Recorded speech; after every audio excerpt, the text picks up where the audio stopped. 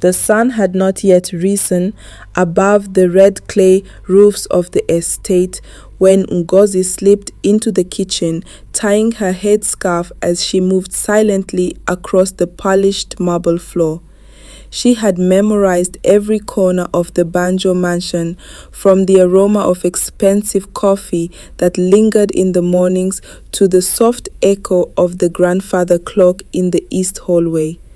She was a shadow in the house, always present, yet invisible. Ngozi came from Nsuka, a small town. Her mother had passed when she was 13. Her father, a palm wine tapper, had lost his leg in an accident and could no longer work.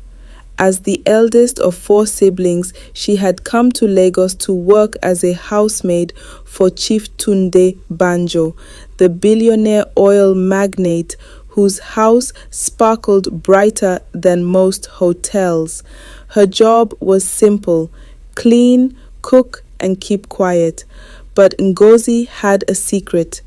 Whenever she finished scrubbing the floors or ironing Madam's lace wrappers, she retreated to the small servant quarters at the back of the compound.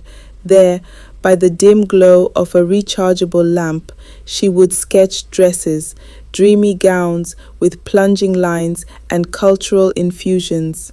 She used pencil stubs and leftover packaging paper. She had never stepped into a fashion school, but her fingers were guided by something deeper than training. Fashion called her. It sang to her in her sleep.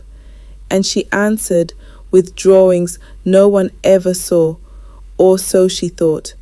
It happened on a Saturday morning. Madam Banjo's daughter, Zina, a tall, confident 22-year-old with a flair for the dramatic, was flying to Paris in 2 weeks for an elite fashion internship. She had been invited to submit a portfolio ahead of the program, but she had nothing, and she was panicking. As fate would have it, Ngozi had just finished cleaning the guest room. She'd been doodling on a spare sketchbook while waiting for the mop to dry, and in her haste she'd forgotten it on the table. Zina walked in moments later. She picked up the book, thinking it belonged to her friend. Then she froze.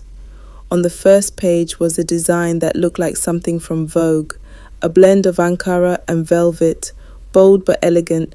She flipped through the pages, sketch after sketch, silhouette after silhouette, modern but rooted in culture.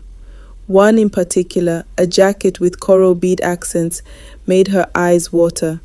"Who drew this?" she whispered. When no one answered, she stormed into the kitchen where Ngozi was washing beans. "Ngozi, come here." Ngozi dried her hands nervously and stepped forward. Zina shoved the sketchbook toward her. "Is this yours?" Ngozi's eyes widened. Yes, ma." Zina looked her up and down. Then she smiled. "You can go." 3 days later, Zina submitted her portfolio. Every single sketch came from Ngozi's notebook, tweaked slightly with her own name written at the bottom. The panel of Paris designers was stunned. They had never seen such originality, such raw cultural storytelling. She was accepted instantly and praised for her unconventional genius.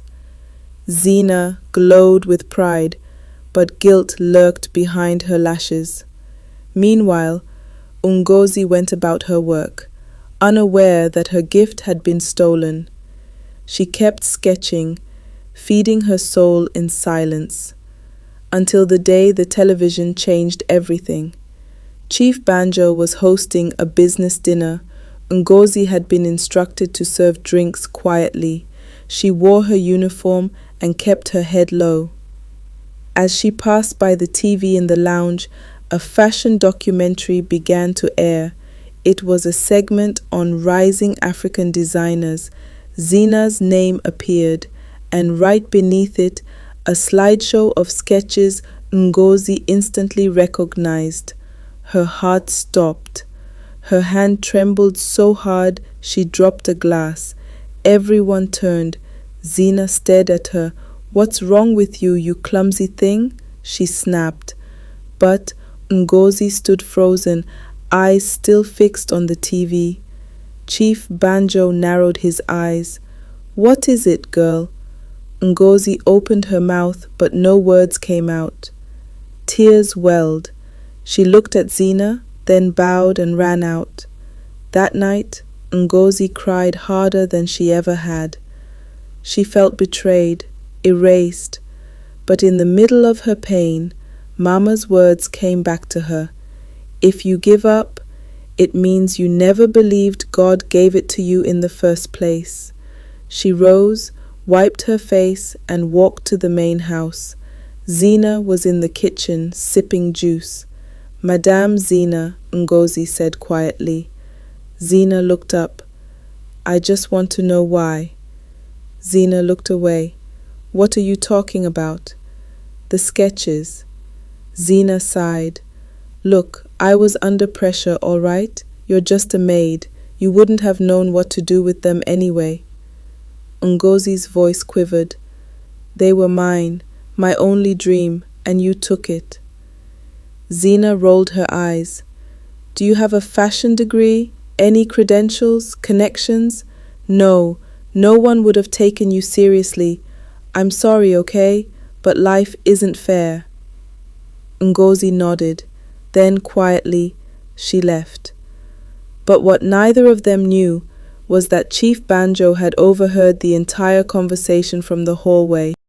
The next morning, Ngozi was summoned to the study. Chief Banjo sat behind a massive oak desk. He gestured for her to sit. "Ngozi, when did you start drawing?" She swallowed. "Since I was 13, sir." "Did you know Zina used your sketches?" She nodded. "And you said nothing?" "I didn't want to cause problem in your house, sir. I just want to create clothes. It's the only thing I dream of." Chief Banjo stared at her for a long time. Then he stood, went to the bookshelf and pulled out a leather folder. Inside was a check. "I built my empire on recognizing potential. You're the real designer, Ngozi, and I want to invest in you." She gasped. "Sir, you'll go to the best fashion institute in Cape Town. When you're done, I'll fund your first clothing line. If you succeed, it's all yours. If you fail, at least you tried with dignity." Ngozi wept. "Thank you, sir. Thank you so much." He smiled. "Just promise me one thing. Never stop drawing." 2 years later, a name began to trend across Nigerian fashion circuits. NG by Ngozi Grace. Her designs debuted at Lagos Fashion Week and dazzled Paris in the fall. Her line was praised for its soulful storytelling and cultural authenticity. Zina? She became a social media influencer. The truth had quietly come out. Shame lingered, but life moved on. And Ngozi? She stood tall, no longer the girl with a mop and a sketchbook, but a CEO with a story. A story built not on shortcuts, but on the power of not giving up.